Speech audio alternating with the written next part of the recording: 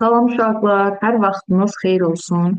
Gəlin 101 nömrəli suala baxaq.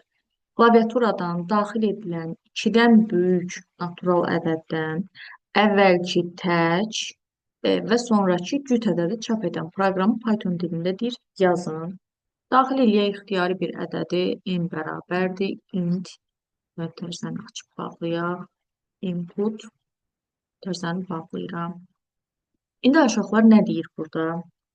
E, Seçdiyimiz ədəddən, məsələn, gəlin ixtiyari bir ədəd seçək.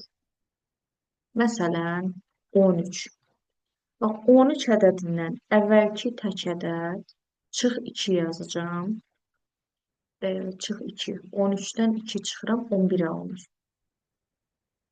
13-dən sonraki cüt ədəd 13-ün üzərinə gəlirəm 1-i. Bax, tək ədəd götürsəm, olacaq bu şəkildə. Bir dənə də cüt ədəd götürək, gəlin. 15, 15-dən 16 götürək, cüt ədəd. İxtiyari bir ədəd götürürük də. 16 ədədindən əvvəlki tək ədəd, bax, burada 1 çıxıram. 16 ədədindən sonraki cüt ədəd üzərinə 2 gəlirəm. Yəni, əslində bunu if şərt operatoru ilə fərqli şəkildə işləmək olar. Amma bizim bu suallarımızda biz hələ ki if və if şərt operatorundan, while-dan, for-dan istifadə edə bilmirik. Ona görə də bu formada qaydalardan istifadə etmirik. Ümumiyyətlə uyğunluq görürsünüz ki, həm cüt ədədə, həm seçdiyimiz, daxil etdiyimiz tək ədəd, cüt ədəd üzərində eyni ardıcıllıqla baş vermir. Ona görə bax bu metodla yazmırıq, fərqli bir metod seçirik, sürü sayın. Gəlin baxaq ki, bunu necə işləyə bilərik. Baxın, ixtiyari daxil elədiyimiz natural ədəd, yenə bayaq kimi 13-ü götürəcəm. Tamam, 13 tək ədəddir və mən yenə 2-ni çıxaram, 11-i alaram. Aşağılar 11-in biz Python proqramlaşdırmada tam hissəni keçmişik də, düzdür. Bax, gəlin əvvəlcə 11-in 2-yə bölünməsindən tam hissəni tapaq. 11-in 2-yə bölünməsindən tam hissə olacaq. Təbii ki, 5. Və mən 5-i təzədən 2-yə vursam alınacaq 10. Hal-hazırda 10-u tapmışam və 13-dən əvvəlki tək ədədi tapmaq üçün, əvvəlki tək ədədi tapmaq üçün sadəcə üzərinə 1 yazsam kifayətdir. İndi gəlin 13-dən sonraki cüt ədədi tapaq. 13-dən sonraki cüt ədədi tapmaq üçün üzərinə yenə 2 gələrəm. Aldığım ədədi yenə 2-yə bölünməsindən tam hissəni götürərəm. 15-in 2-yə bölünməsindən tam hissə olacaq 7. Və mən 7-ni 2-yə vuraraq alacağım 14-ü. Burada üzərinə 1 gəlməyimə ehtiyac yoxdur artıq. Eyni şəkildə cüt ədəd üzərində də, əgər məsələn daxil elədiyimiz ədəd cütdürsə, eyni formada yenə baxaq görək alınırmı? Məsələn 14 götürmüşük. Bax 14-dən 2 çıxaram, alınar 12. 12-nin 2-yə bölünməsindən alınan tam ədəd 6 olar. 6-nı yenidən 2-yə vursam 12 alınar. Və 12-nin üzərinə 1-i gəlsəm, aşağılar alınar 13. Yəni 14-dən əvvəl gələn tək ədədi tapmış ola bilərəm. 12-nin üzərinə 1 gələndə 13 eləyir. Və yaxud da 14-dən sonra gələn cüt ədəd tapmaq üçün yenə 14-ün üzərinə 2 gələrəm. 16. 16-nın 2-yə bölünməsindən tam hissə alınacaq 8. 8-i yenə 2-yə vursaq 16 alınacaq. Və bu da 14-dən sonraki cüt ədəd alınır.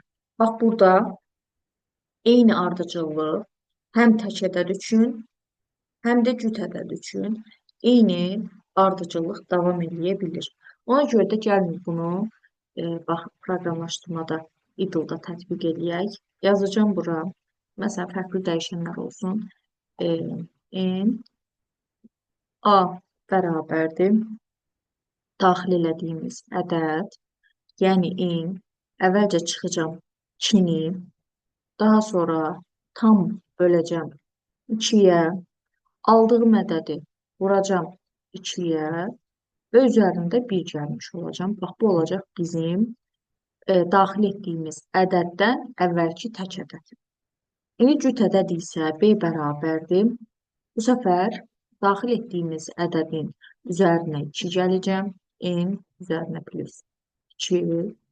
Yenə tam hissəni tapmış olacağım və aldığım tam hissəni yenidən 2-yə vursam və mən seçdiyim ədəddən sonra gələn cüt ədədi çapa vermiş olaram.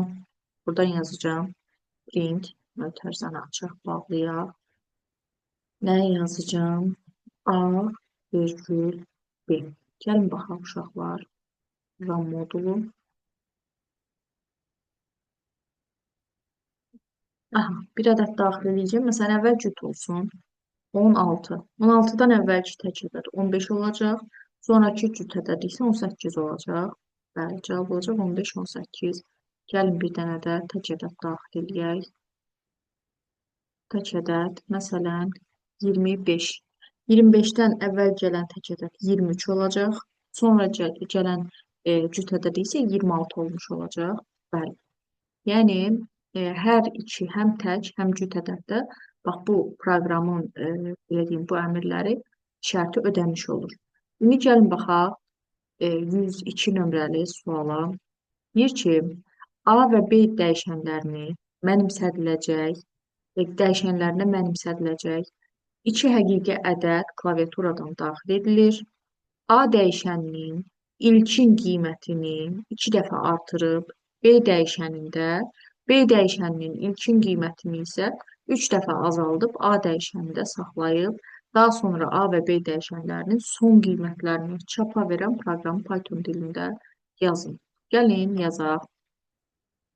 Deməli, həqiqi ədəd dediyinə görə, görürsünüz, 2 dənə həqiqi ədəd dediyinə görə, mən də 2 həqiqi ədəd daxil edəcəm, yəni float tipindən istifadə edəcəm. A bərabərdir, float, mötərizəni açaq, bağlayaq, input, bir dənə də B dəyişəni daxil edirəm, float, input, daxil elədik. Daha sonra deyir ki, A dəyişəninin ilkin qiymətini 2 dəfə artır. Fərqli bir dəyişənə, C-yə mənimsədəcəm. 2 dəfə artırıb B dəyişənində, B dəyişənin ilkin qiymətini 3 dəfə azaldıb A dəyişənində deyir, saxlayın. Nə yazmaq olar burada? A dəyişəninin ilkin qiymətini artırıb, A dəyişəninin ilkin qiymətini artırıb, B dəyişənində saxlayın, deyir. A-nı 2 dəfə artıraraq, B dəyişənində saxlamışıq. Sonra da deyir ki, B dəyişəninin qiymətini, B dəyişəninin qiymətini, bu əslində burada yazılmalıdır.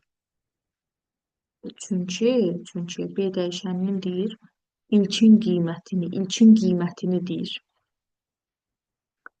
B dəyişəninin B dəyişəninin ilkin qiyməti deyil. Bu artıq B dəyişənin dəyişmiş qiymətidir.